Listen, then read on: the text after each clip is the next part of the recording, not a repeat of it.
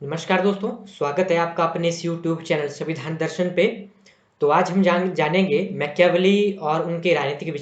विचारों के बारे में कि क्या उन्होंने मतलब राजनीति में कि उनकी क्या भूमिका रही और क्या उनके विचार हैं। तो इनके विचारों को शुरू करने से पहले हम इनके जो है वो संक्षिप्त परिचय के बारे में जानेंगे। तो मैकियावेली का जन्म जो है वो 1469 ईस्वी में होता है और मृत्यु 1527 ईस्वी में होती है। और इटली में पुनर्जागरण आंदोलन के अग्रणी फ्लोरेंस नगर के एक संपन्न परिवार में जो है इनका जन्म होता है। और मैकियावेली ने जो अपनी रचना द प्रिंस फ्लोरेंस के शासक लोरेंजो डी मेडिसी को समर्पित की थी। और मैकियावेली के समय की हम जब बात करें तो जहाँ इटली में उस समय बहुत राजनीतिक परिवर्तन हो रहे थे और जो मध्ययुगीन और जो मध्य युग की हम बात करते हैं तो उसमें जो धर्म की प्रधानता थी और पोप की सत्ता की प्रधानता थी, तो उसका खंडन करते हुए वो अपने विचारों को प्रतिपादित करते हैं और कहते हैं कि जो व्यक्ति का भविष्य है वो व्यक्ति के हाथ पे ही निर्भर करता है और जो धर्म नामक जो ढोंग पाखंड है उससे मतलब कुछ नहीं हो सकता मनुष्य के जीवन में। केवल मात्र जो एक व्यक्ति है उसका जीवन सुधारना या बिगाड़ना वो व्यक्ति के हाथ में ही होता है और इसी विचार को लेके वह धर्म का खंडन करता है। और उनके राजनीतिक परिवर्तन का उसमें का आशय था कि जो सामंतवाद से जो है वो सामंतवादी जो व्यवस्था थी वो निरंकुश राजतंत्र में जो है वो विकसित हो रही थी तथा चर्च का प्रभाव जो निरंतर मतलब कम होता जा रहा था, क्योंकि हम मध्य युग में देखें तो पूरा तरह वो जो व्यवस्था थी वो पोप के और चर्च के हाथ में थी और राजनीतिक व्यवस्था जो है वो वही संभालते थे, पोप ही। तो उसका जो है वो उसमें वो समाप्त हो रही थी और एक नए वाणिज्यिक वर्ग का भी उदय हो रहा था। और डेनिंग की हम बात करें तो वह मैकियावेली को अपने युग का शिशु मानता है, अर्थात जिस तरह से एक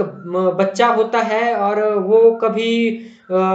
उठने का प्रयास करता है तो कभी गिरता है, तो उसी तरह से मैकियावेली है, कभी मतलब राजतंत्र की बात करता है, कभी निरंकुश तंत्र की बात करता है। इसकी चर्चा हम तो थोड़े से आगे करेंगे, थोड़ा सा उनके और विषय में जान लें। तो मैकियावेली पोप की सत्ता का विरोध करता हुआ कहता है कि जो पोप है वो निरंकुश मतलब जो पूर्णतः एक राजा बना हुआ है और जो पोप की सत्ता का विरोध करता है और कहता है कि एक निरंकुश शासन का होना बहुत आवश्यक है और कहता है कि राष्ट्रहित सर्वोपरि है। और उस समय पोप और राज्य के मध्य जो संघर्ष चल रहा था, तो इसमें वह देखता है कि जो इटली है वो 5 राज्यों में जो है वो बंटा राज्य था और मध्य की हम बात करें तो मध्य में जो है वो पोप की सत्ता थी और पोप के हाथों में ही सारी सत्ता का जो है वो वही संचालन करता था। तो मैकियावेली की उसमें की हम बात करें तो पोप जो है वो फ्लोरेंस का कूटनीतिज्ञ भी था उसमें, और उसने अपनी आंखों से देखा था कि जो व्यवस्था है कई राज्यों की वो निरंकुश तंत्र थे जो है वो बहुत विकसित और अच्छी खासी जो है वहाँ की जो शासन व्यवस्था वो चल रही, तो तभी उसके दिमाग में जो है वो और अपने युग का जो है उसमें विचार आता है कि जो निरंकुश शासन है वो काफी फायदेमंद है इटली के लिए भी और उसी को ही मतलब वो स्थापित करना चाहता है। तो मैकियावेली कहता है कि पोप धर्मगुरु नहीं बल्कि एक राजा बना हुआ है और पोप दुरात्मा है और दुराचारी है और वह इटली को पोप की सत्ता से मुक्त कराना चाहता है और इसी पे उसका पूरा जीवन जो है वो चला जाता है। तो मैकियावेली आगमनात्मक जो पद्धति है उसको अपनाता है और मनुष्य के स्वभाव पर विचार करता है। और मनुष्य के स्वभाव की हम बात करें तो कहता है कि मनुष्य एक लालची है और धूर्त व्यवहार का है और वह अहमवादी है और मनुष्य दूसरों के साथ जो उग्रता और संघर्ष का व्यवहार करता है और कहता है कि मनुष्य अपने फायदे के लिए दूसरों की जान तक ले लेता है, अपने स्वार्थ की पूर्ति के लिए वो दूसरों के अधिकारों का अपहरण कर देता है। और जो समाज में अराजक स्थिति जो फैली थी उसको खत्म करने का मैकियावेली जो है उसमें प्रयास करता है। और वह समय था जब पोप की सत्ता का नाश तथा पुनः अरस्तु के विचारों का जो जन्म हो रहा था और मैकियावेली कहता है कि इसी अस्थिरता को समाप्त करने के लिए राज्य नामक संस्था का निर्माण होता है और वह अरस्तु के विचारों को दोहराता हुआ कहता है कि एक राज्य जो एक नैसर्गिक संस्था है और एक मानव द्वारा निर्मित संस्था है और निरंकुश शासन व्यवस्था की स्थापना करने का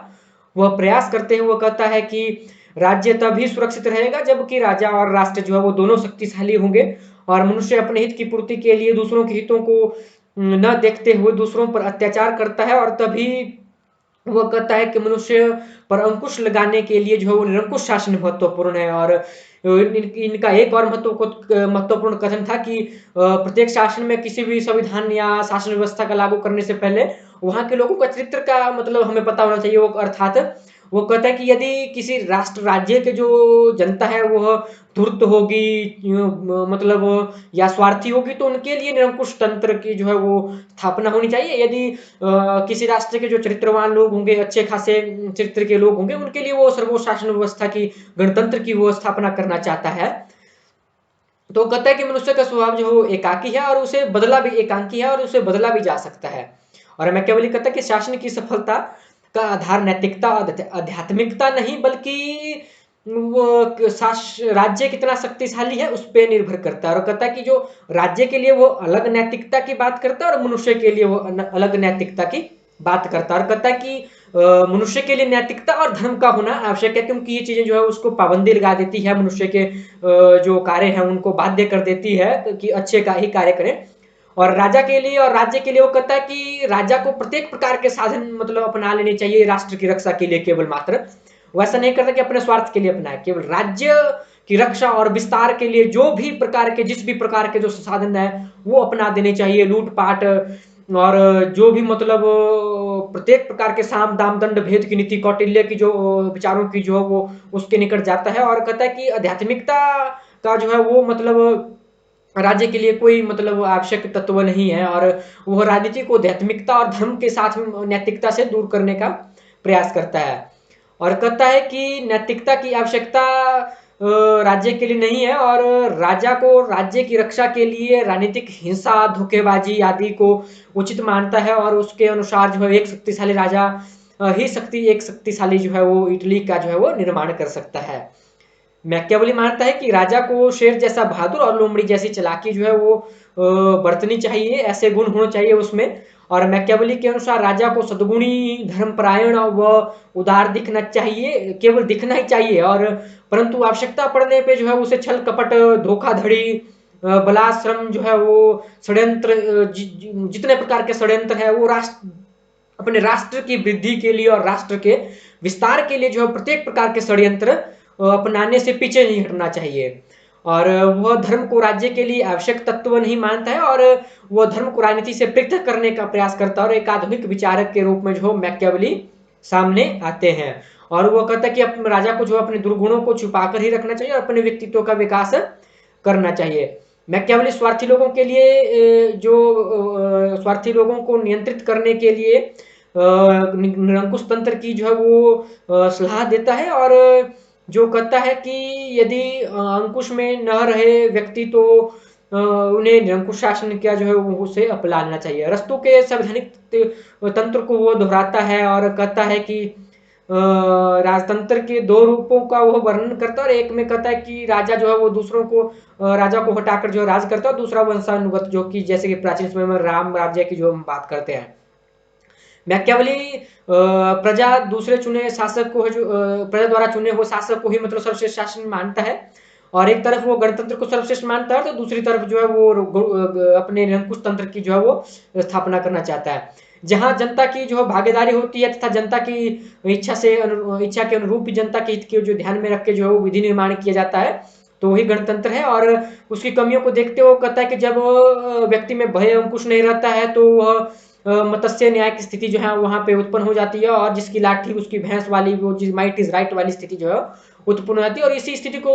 वो खत्म करने के लिए वो निरंकुश तंत्र की जो है वो स्थापना करता है, ताकि व्यक्तियों में जो है वो अंकुश जो है लगाया जा सकता है। तो विधिदाता की वो बात करता है, और विधि निर्माता कौन होगा, तो कहता है कि जो शासक है वही सर्वश्रेष्ठ होगा, और उसी को ही विधि निर्माण का जो है वो कार्य सौंपता है, और उसी के पास ही विधि निर्माण की शक्ति होती है। और यदि मतलब शक्ति सही नहीं होगी, या पुराना संविधान जो है वो सही नहीं होगा, या पुराने जो नियम है वो सही नहीं होंगे, तो जो विधि निर्माता है उसको मतलब अपना अधिकार होगा विधि निर्माण और विधि को जो है वो बदलने का। मैकियावेली का एक और महत्वपूर्ण कथन था जिसमें कि वो कहते हैं कि व्यक्ति जो है अपनी माता पिता की मृत्यु को भूल सकता है, माता पिता के हथियारों को भूल सकता है, परंतु वह अपनी खोई हुई संपत्ति को जो है वो कभी नहीं भूल सकता है। इन्हीं सिद्धांतों के साथ वह अपने विचारों को प्रतिपादित करता हुआ कहता है कि एक ऐसा इटली का निर्माण हो जो कि पोप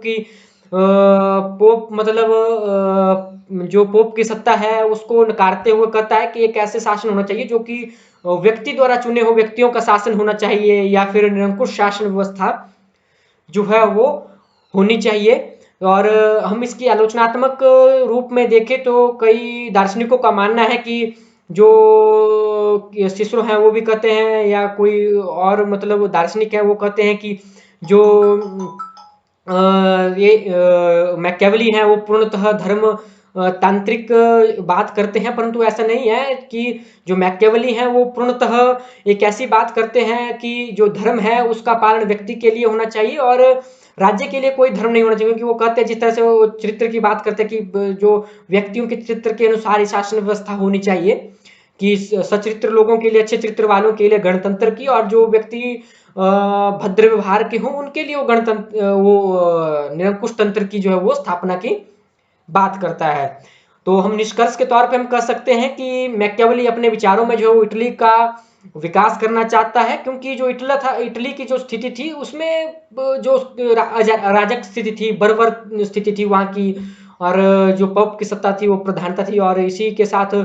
वह कहता है कि एक ऐसे शासक का निर्माण हो जो कि अपने राष्ट्र का विकास और राष्ट्र की रक्षा, राष्ट्रहित की रक्षा के लिए जो है वो हमेशा प्रयासरत रहे और सफल रहे, और प्रत्येक प्रकार के संसाधन उसको अपना लेने चाहिए अपने राष्ट्र के विकास के लिए।